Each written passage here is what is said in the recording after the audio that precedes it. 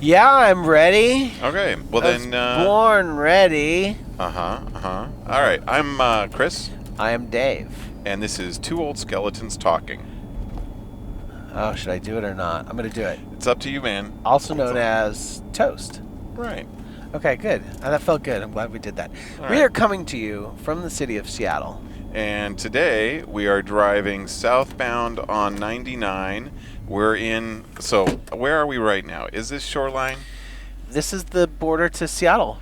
But that's not really what we're going to talk about today, I'm guessing. That's correct. What are we going to talk about today? Today we're going to talk about regrets.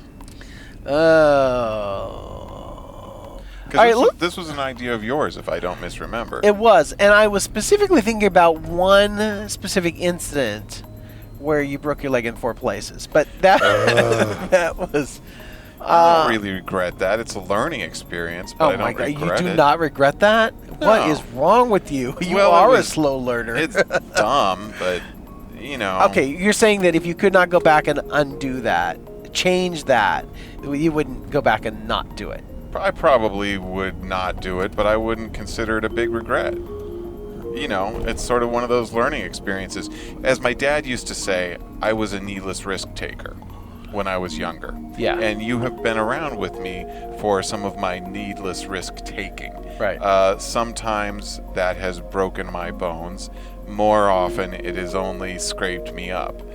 But I think that last one where I cracked a rib and broke my ankle and something else that I can't remember, and you had to help me get out of that building, that was probably the last time that I really did seriously needless risk taking. And I was still in my 20s, so I learned before I got really hurt. Yeah. All right, I'm trying to think of regrets, and I'm trying not to be all lame about this, by saying that I don't really have any, but... Well, the thing is, I feel like this is disingenuous because, like I said at the beginning, I don't really regret that. It was something that happened, and sure, I kind of wish that it hadn't, but it's not something that I would say that I regret. Sure. I have a real regret, which is when my grandmother died. When it happened, she had been in a nursing home already for 10 months at that point, and I was home visiting from Boston, and we went to hang out with her. Then it was dinner time, so I said, we're going to go home and have dinner. And she said, will you come back and visit me tonight? And I said, no, I'll come back. I'll visit you tomorrow. And she said, well, tonight would be nice. It'd be nice to see you. Yeah. And I said, no, we'll be back tomorrow. I'll see you tomorrow, Grandma. And then that night she died. Yeah. And I was like, I feel like she knew it at the time, and she had all of this sheet music, like a stack, maybe 5 inches thick, of sheet music. And while I had been there, she'd been saying, well, would you like to take this music? Would you like to take it? And she ended up saying, you should take it all. Because it's really all she has to give anymore, right? Well, it's partially that, and partially, I'm the only one she knows who plays music as part of my living, but I felt bad. I was like, no, you should keep some of this music. She said, no, you go ahead and take it. So she had given me all her sheet music, and then that night she died, and I just felt, oh, I should have gone back. Yeah, and I guess when you put it in that light, when I was thinking about regrets, I was thinking just like mostly stupid things that I've done that I wished I wish I hadn't done that, And when you put it in that light, like regrets you have about people that you didn't have a chance to sort of really do right by, and you'll never get a chance again, then that sort of paints the whole thing in a different light. And we've talked about my mother, and and the death of my mother, and some regrets around that too. But yeah. But as far as just kind of dumb stuff that you've done in life, it's like we've all done dumb things, but it kind of makes us who we are too, like you say. Yeah. No, you make mistakes, and then that teaches you something. Right, and how different would you be if you hadn't made that mistake and then caused you to make better choices later that you were rewarded for, I mean, the biggest mistakes are the biggest lessons. If you're willing to look at it and think, Confucius, what could I... thank you. Well, what could I have done better? How could I have been better there? Yeah. And that's the thing that really sticks, because you're really broken up about it. If you're capable of learning, some people just make the same mistakes over and over again, and then you just kind of wonder what the hell's going on with them, Yeah. Here's one I was thinking of. Okay. when I worked in the police department, I was in charge of the software system, and it was a really bad choice. I had told them not to buy this software, that I thought it was really poorly done, and that it was going to just be a point of frustration and embarrassment, right? So all they know is like, well, it's software, and you can make software be whatever you want, so why can't this be what we want it to be, right? And I keep telling the administration, this was a bad choice. I'm never going to be able to keep the officers happy with this. So finally, I got called into this meeting with the deputy chief and all the captains, and a bunch of the sergeants were in there. And the sergeants were like, our productivity has gone way down. The officers are complaining. What used to take them a half hour to write a report is now taking them 2 hours to write a report. This is ridiculous. When is this going to change, right? Now, I had given regular updates to the deputy chief and the captain in charge of the project saying, I'm never going to be able to make this work. I'm never going to be able to make this work. So at one point, the deputy chief looks over and he goes, yeah, Dave, you've been working on this for 6 months. When is this thing going to be better? And I just fucking blew it. I was just like, you know what? I've told you from the very beginning that this was a turd, and I can only polish a turd so much, and it's still a turd, right? I didn't pick this software. It's a piece of crap, and if you're going to dump blame on the one person who was telling you not to do it, then forget it. I'm out. I want to go back to patrol, right? Send me back to patrol, right? And then that was basically, up to that point, I was a total golden boy. I could make my own schedule and come and go, and if I was working patrol shift, I could tell the sergeant, I'm so busy on software, I really don't want to work patrol today. I got a lot of things. After that, my name was mud, right? The deputy chief turned against me. Every small little infraction I was written up for, And it was all because basically I had not kept my mouth shut, but I'd thrown it back at him, which he deserved in the big sense, Right, but you gave into your emotions. I gave into emotions. Well, here's the thing, too.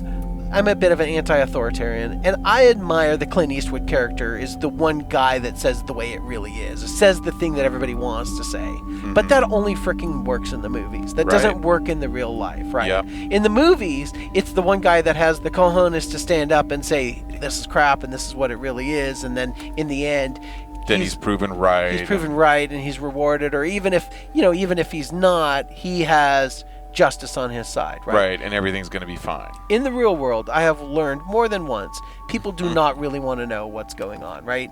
And there is no moment where you stand up and you make your speech and you say what's right and the audience claps for you. It just does not work that way. And so I have regrets of basically not being able to just keep my freaking mouth shut, right? And just thinking that my opinion is so precious and valuable to everybody that they should be so lucky to hear what I have to say about things, right? But so there are multiple times I think I could go back in my life and say, I just wish I'd keep my mouth shut, right? I just wish I had not said what I said, right.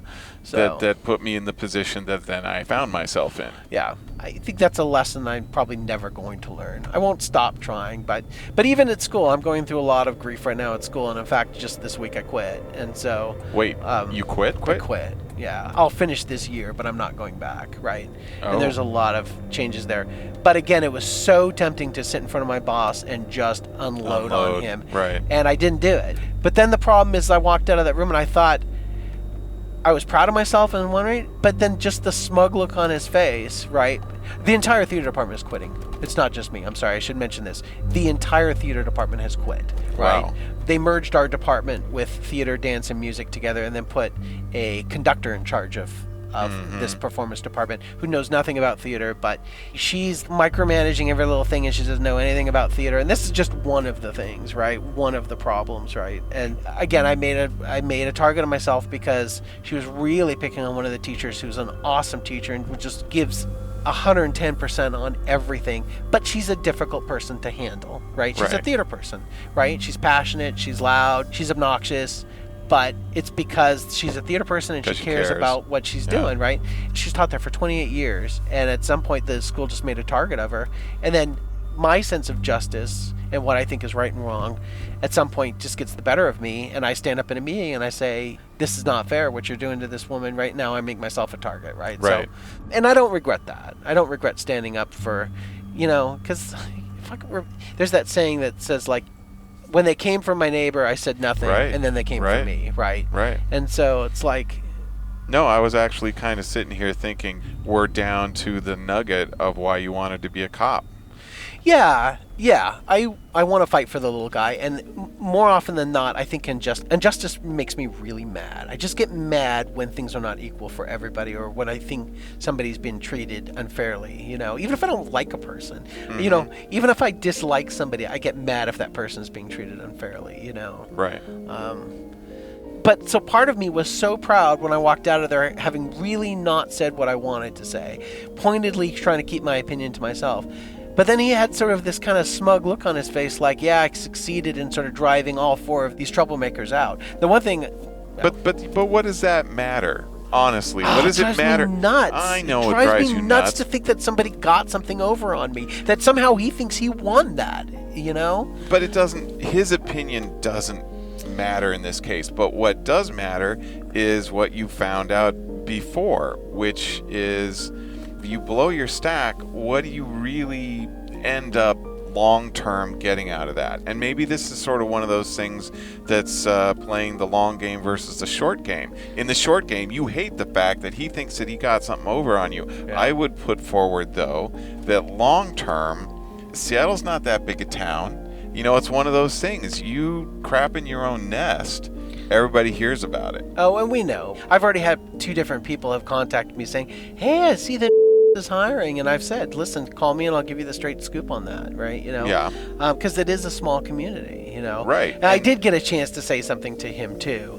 He just got done saying he thought the theater department was very toxic, and I said, I know you don't understand the way that the theater department works down there, and we managed to function just fine. I've been there for 7 years. We were getting along just fine, and we're all not leaving because of each other, right? Right. And the thing is you may think that this is a good thing and that you're purging of all these people that you think are dysfunctional, but we're just theater people, and you're going to get 4 more people, and they're going to be different versions of the same thing. Anybody worth teaching these kids is going to be passionate about it. We're going to be a little bit dramatic. We're going to be a little bit louder than we should. We're going to be opinionated, because that's who's attracted to this art form, right? That's what we are, right? And the thing is you may have gotten rid of us, but you're going to be dealing with the same version of us, just with different people, right? So at some point, you're going to have to figure out how to manage us, right? If you're going to have a theater department, because this is what theater people are. And the guy who had your job before you did a wonderful job managing us, which is why we've all been here for so long, right? So I got that dig in on him, and his response was, well, I appreciate your wisdom and your, and I was just like, suck it, dude. But, and you're right. My ego is too big, and I want to not let things like that bother me. I want to be able to sort of intellectually play the long game, but I just hate it when somebody thinks I'm a sucker, So. But I know that every time I've sort of said my piece, it feels good for about 5 minutes, and then I regret it afterwards. So because when the filters come off, I can be a little rough sometimes, as you know, because I've pummeled on you more than once or twice. So yeah. But. Yeah, no, I kind of feel like you were just kind of proving my point from both ends. The long game is because he's not being a very good administrator and causing the firing or quitting of all of these people, he thinks he's in good shape. But the long game is he's being a dumbass, and he and the department are going to pay for it. Yeah, no, I know those things. It's just...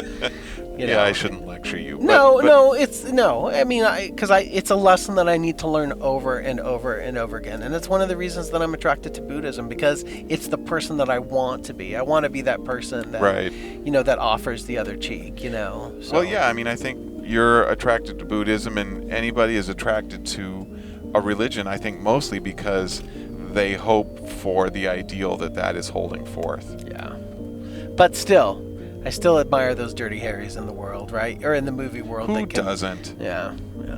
Seriously, there's a reason that Clint Eastwood has been an incredibly successful movie star. Yeah.